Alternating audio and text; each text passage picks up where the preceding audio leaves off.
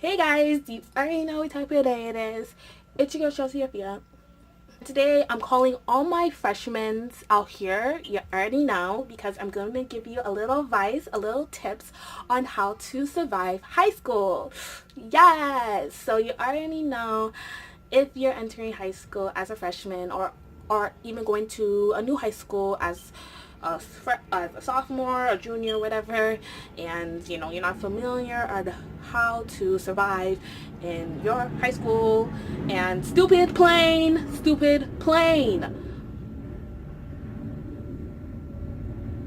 my nigga, like, you're even leaving New York. Why making so much noise? Ugh. Throughout my 4 years in high school, I've learned so much, and I just want to teach all my subscribers on that is going to high school or is still not familiar of the high school curriculum.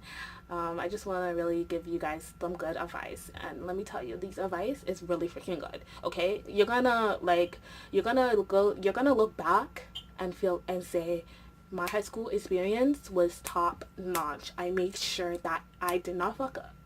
I did not, did anything that, I'm gonna regret. Okay. Okay. So yeah, so let's just get started. Number one, you have to wake up early for high school. That's the main thing. I know it's stressful to wake up 6:30, even 5:30, depending on where you live and what high school you go to. It's hard to wake up early.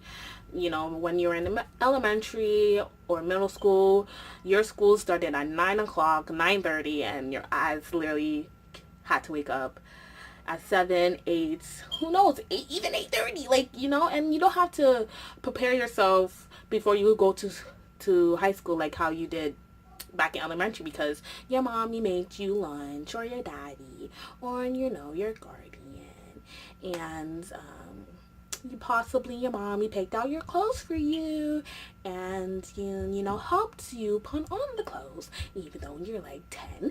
But yeah, but you have to wake up early for high school, and especially if you take a bus or take the transit, them transit people are not gonna wait for you. Even the school bus is not gonna wait for you. Let me trust and believe. So let's say your school starts at 8. You definitely have to wake up at 6 or 8, 6:30. Number two is gonna be the most difficult, especially if you're a freshman and going to a new school, a big ass school at that. It's how to get to your classes on time. Majority of schools, a majority of high schools, you only literally have a minimum of 5 minutes to get to one class to the next. And that was so stressful for me, especially the first day. I seriously wanted to explode, like literally rip my hair out, because I was like struggling to just to pass through the halls. And that's the number one thing that, us freshmen are just struggling to do. Literally passing through the halls, passing through the big kids, and is knowing what class you're going to next is just stressful. So how my high school was, we had like a total 6 stairs, and each stair had like it was called the north stairs or the south stairs or the southeast stairs, the south west stairs, northeast stairs, and northwest stairs. So 6 stairs in total, and depending on where your class, what stairs you take, that's where your class was. So let's say if your locker was on the north perimeter of the school, and your first period class is where the north perimeter of the school is as well, because that's what usually your first period class in the semester was. But your second period class is literally on the other side of the school, the south perimeter, and you don't have time to go to your locker to get to your second period class work, to go to second period. So you already know that you have to, unfortunately, bring your second period work, second period binder, notebook to your first period class, and go by your day, because sometimes you don't have time to go to your locker, especially depending on the classes you take and where the classes are. Some teachers are not going to tolerate you being always late because your locker is far away from the class. They want you to bring the work to your previous class before coming to their class, so you can be on time. And also, my school had 3 floors, so even though your locker and your first period class is on the north perimeter of the school, let's say your locker is on the second floor, but your first period class is on the third floor. Of course, you will have time to get your work your first period work, because you have to pack everything. Your jacket, your backpack, all that stuff. That's why you come to school early. Duh. And you can go to your first period class. But let's say your like I said, that your second period class is on the south perimeter, but it's on the third floor as well. Number 3, of course, you will get homework in high school. There's no doubt about it. You'll get assignments, you'll get projects that are worth majority of your grade. And you cannot mess up.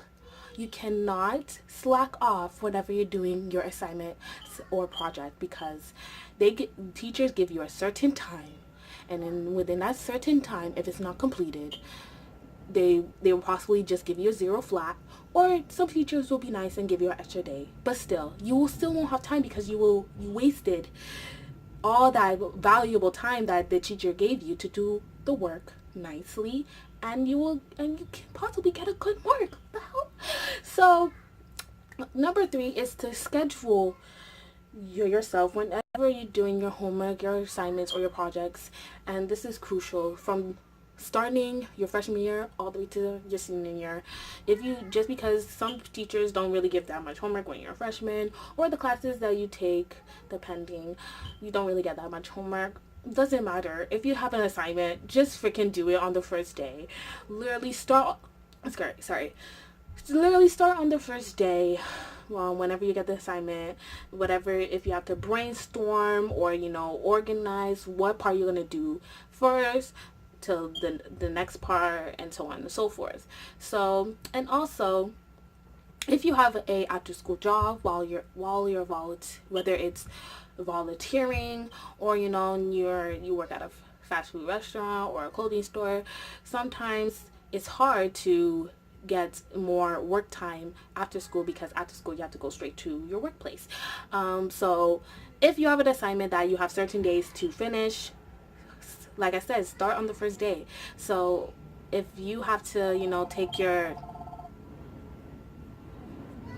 if you have to go on your lunch break to the library, you should. I really recommend it, because when you come back from work, it's probably a little late, and you're probably a little tired to finish the work. If you can finish the work before you go to bed, all good to you. But I really recommend going to the library on your lunch break to finish assignment, or start on an assignment / project. Number 4. This is the second last main one. This is crucial in high school, and I guarantee you're gonna live life so peacefully. Okay, if you do this, Number 4 is find friends. Yes, friends, true friends that will help you succeed through your high school career.